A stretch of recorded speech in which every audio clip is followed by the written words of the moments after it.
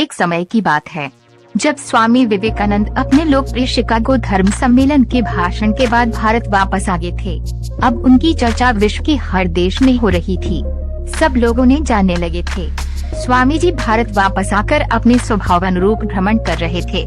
इस समय वे हिमालय और इसके आसपास के क्षेत्रों में थे। एक दिन वो घूमते घूमते एक नदी के किनारे आ गए। वहाँ उन्होंने देखा कि एक नाव है पर वे यह किनारा छोड़ चुकी है।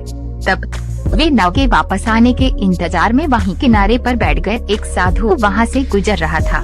साधु ने स्वामी जी को वहाँ अकेला बैठा देखा तो वे स्वामी जी के पास गया और उनसे पूछा, तुम यहाँ क्यों बैठे हुए हो? स्वामी जी ने जवाब दिया, मैं यहाँ नाव का इंतजार कर रहा हूँ। साधु ने फिर पूछा, तुम्हारा नाम क्या है? स्वामी जी ने कहा, मैं विवेकानंद हूँ। साधु ने स्वामी जी का मजाक उड़ाते हुए उनसे कहा, अच्छा तो तुम वो विख्यात विवेकानंद हो जिसको लगता है कि विदेश में जाकर भाषण दे देने से तुम बहुत बड़े महात्मा साधु बन सकते हो।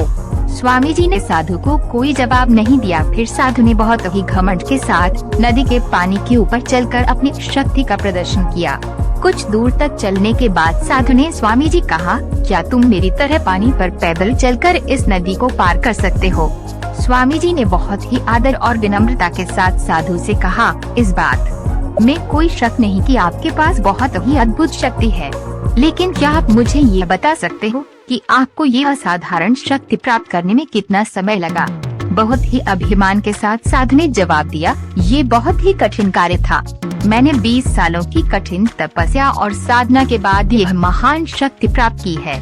साधु का ये बताने का अंदाज बहुत ही अहंकार भरा था। ये देखकर स्वामी जी बहुत ही शांत स्वर में बोले, आपने अपनी जिंदगी के 20 साल ऐसी विद्या को सीखने में बर्बाद कर दिए जो काम एक नाव 5 मिनट में कर सकती है।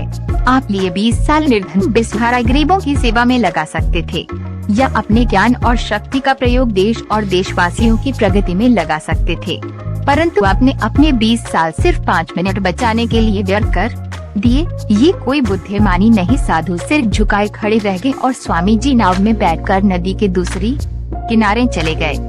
कहानी से सीख किस प्रकार? इस कहानी ने हमें बताया कि ज्ञान और शक्ति का सही प्रयोग आवश्यक है। किसी शक्ति को प्राप्त करके यदि हम उस पर घमंड करते हैं तो ये मूर्खता है। शक्ति का सही जगह पर सही इस्तेमाल करना ही वास्तविकता में बुद्धिमानी है। दोस्तों वीडियो पसंद आया तो लाइक और सब्सक्राइब जरूर करें और अपने दोस्तों को शेयर करें। धन्यवाद दोस्तों।